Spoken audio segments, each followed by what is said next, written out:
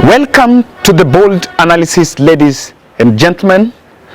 Thank you very much for subscribing to our channel. I've just decided to shoot this video outside, at least to have a different feeling, a different environment.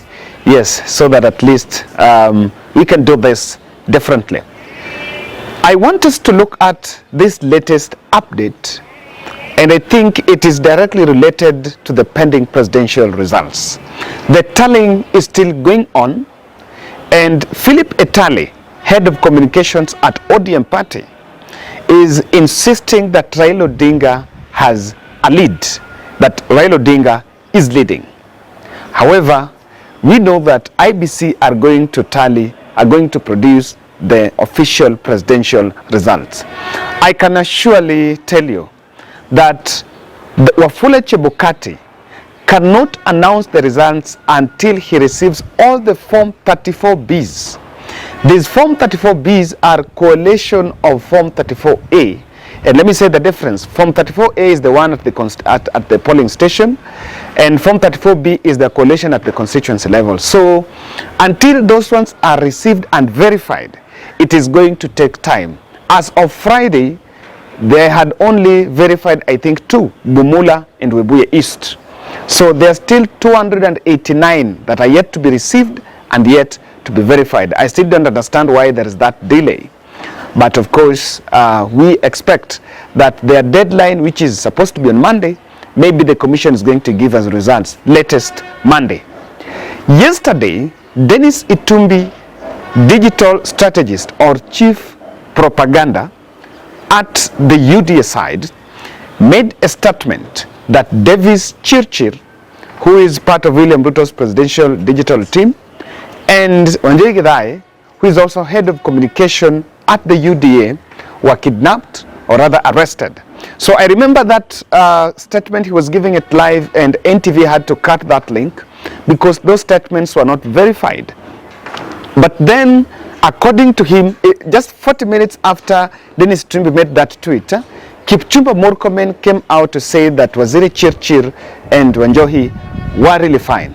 But I want to play for you an audio clip, because this audio clip was released by Wanjohi Githai on what exactly transpired that very night. And that is the clip here.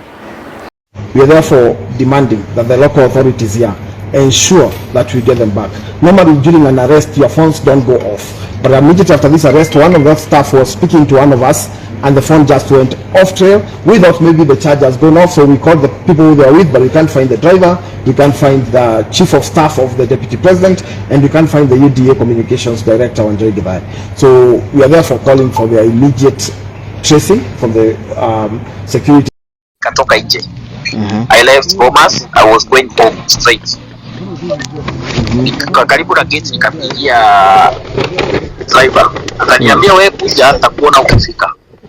So driver had parked somewhere strategically. So hapo kuingia kwa gari, hapo mbele kulikuwa na commotion, but I never paid attention. Kuingia kwa gari, si driver sasa atokea ingia kwa barabara tutwende. Akaniambia, by the way, Waziri Chirchir is in an accident hapa mbele. Namuuliza, ai Chirchir? Yes. Kamwambia simama hapo. Nikatoka nikaenda kwa gari. Kwenda kwa gari nikakuta Chirchir kafungua mlango ya nyuma. So nikaambia waziri kuja kwa gari yangu twende. Because I wanted to drop him wherever he wanted to go. Waziri akaniambia shika hizi laptop zangu. Nikashika tukaenda naye kwa gari. Unajua wale wako mbele sasa wanajifanya ni accident, but they are looking for a way of talking to him. Kuingia kwa gari, kuna yeye aliona amekuja kwa gari. So wale wasuti wakaambiwa ako kwa gari nyingine. Wakaacha ile gari yake wakakuja kwa yangu. Sasa hii driver amewasha nataka twende. Kwa akaambiwa simame. Driver na yeye anajifanya unajua is not trained. Nikamwambia wewe simama bana. Umeambiwa simame, is a civilian. Anafikiria anaweza hepa. Namwambia simama. Vijana wamezingira mgali nao ma uniform nao wako na suti wako hapo pia. Akatuuliza maswali, kuna nani hapo? Nini? kuna mtu umetoka kwa ile gari nikamwambia kunaye hapo wapi, hapo hapa nyuma, nini kizungu hapo, tukaongea. Now they want to go to him, but they are not sure how. So in the process nikapigia David nikamwambia tumeshikwa. Wakasikia wakaniambia nizime simu na waziri azime simu na nyamaze na tusiongee na mtu nini. So it's held incommunicado. You can't move, you can't. They told you to switch off your phones? Yes, they told us to switch our phones. So anyway, eventually they wanted his laptop. Nilikuwa nimeishika nikampea.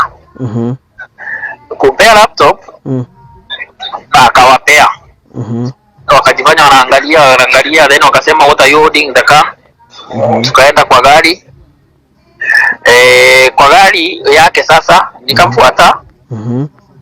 Wakaichokora huko nyuma, iko na number plate, wakauliza ni za nini. Sasa in the process OCPD akakuja. Wale walikuwa na suti waka fall down. Everyone fall down because OCPD amekuja. Now, having listened at that, there is different twist to this. That Njugidai and Davis Chirchir were men that were in some radar. So who are the people that might have arrested them? What will be the intention, and is that unfounded? Even though in my capacity I'm not a lead investigator, and I think it will be premature enough to preempt maybe what exactly happened, because you cannot even verify whether what that gentleman is saying, the audio, is what exactly happened.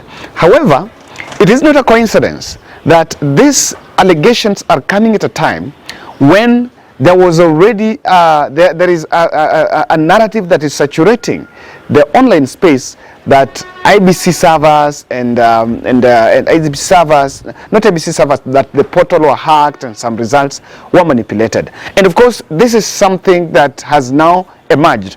Even I think Mutai Ngugi has also gone to his Twitter page to allege that the Azimio la Umoja agents that are verifying results at Bomas of Kenya need to be very vigilant and do thorough work to verify what exactly the kind of results that is coming from Mount Kenya. So especially the Mount Kenya counties. Today, there have also been other reports. Edwin Sifuna and some team have also bumped on some marked ballot papers in Starehe constituency. What I cannot confirm is whether those ballot papers are for presidential or they are for maybe the other elective seats. So this is something that has emerged. Now, but ladies and gentlemen, why do you think this is coming now? Why do you think, whether this is true or false, but it is also something that has been laid, and there is a lot of propaganda wars that are going on.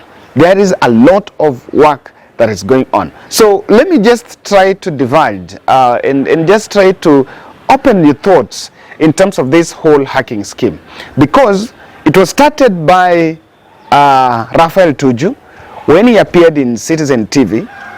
And the very moment later on, Raila Odinga was in Citizen offices, in Royal Media offices. And after that, we realized that the tallying had stopped. Of course, in my next analysis, we are going to try to look at that keenly. But also, the social media team, there have also been dossiers that are coming, that of course, the results that is at Bomas, that is at the portal, may not be tallying with some that maybe the agents are having on the ground. So these are all allegations that have been leveled. But I want just to debunk one thing. If the POs are uploading Form 34A, how can someone edit a JPEG? I'm just thinking, because whatever is being uploaded there is in JPEG form, and a screenshot, and a picture, that Form 34A, then uploads it. So even if you are to hack and get to that portal, how can you edit a JPEG? Number ishaandikwa pale, how can you edit? That is not a possibility. So there is also the other narrative that has been, there is the other twist to it, that now they are saying, and I think this was by someone, that there could be a back office where these forms were uploaded, then deleted, then others then uploaded. So that to show that whatever the media is consuming at the IBC portal are not the official results. I don't know how this will turn out, and of course I am so cautious, so that I just make sure that I say what the Azimio team and the UDA wing have also been trying to peddle around this. Remember, this is coming at a time when there has been all that narrative. Ladies and gentlemen, can they subscribe? I want to remind us about 50 Bob challenge for Sarah Tieno. She's one of our subscribers suffering acute leukemia, and she is in Kenyatta Hospital. So she reached out, and we have been doing a challenge of donating around at least 50 shillings. We've received overwhelming support. I continue to urge us to come out in our numbers and support this initiative. You're collecting through Team Bolt. My number is 0710 62 78 89. And you can also reach out to Sarah. My number will appear Kevin Oduor Olo. So it will be Kevin Olo, the M-Pesa message. You can also reach out directly to Sarah. Her number is 0716 357 360. Ladies and gentlemen, I think all these narratives that have been peddled, all this narrative that has emerged, number one, is pointing to a decision that in the fullness of time, the results of the August 9th general election the fate of the presidency or the fate of this election will actually be decided by the 7-member judge bench at the Supreme Court. Even though you can look at the way the IBC has conducted the process, and when it started day one on Tuesday, I think Kenyans embraced and were seeing a little bit of that transparency. But then the latest developments are also injecting aspersions on that transparency. So what this means is, number one, that whoever is going to lose this election, because what I understand is that the margin might not be so big. Even if you follow what the media are reporting, they've not been reporting a huge margin. They've been reporting around 150,000. That's a very small margin that can be disputed, and a Supreme Court might even annul the presidential results, because all these things might then come and be really, if someone can table evidence that whatever is being put there is different, and that points out to a possibility that whether it's Raila Odinga, it's William Ruto, whoever is going to lose might head to the Supreme Court. But I also want to try to approach it in another manner. That is it possible that Mount Kenya, maybe the voting pattern in Mount Kenya was compromised, or is there suspicion about the Mount Kenya vote?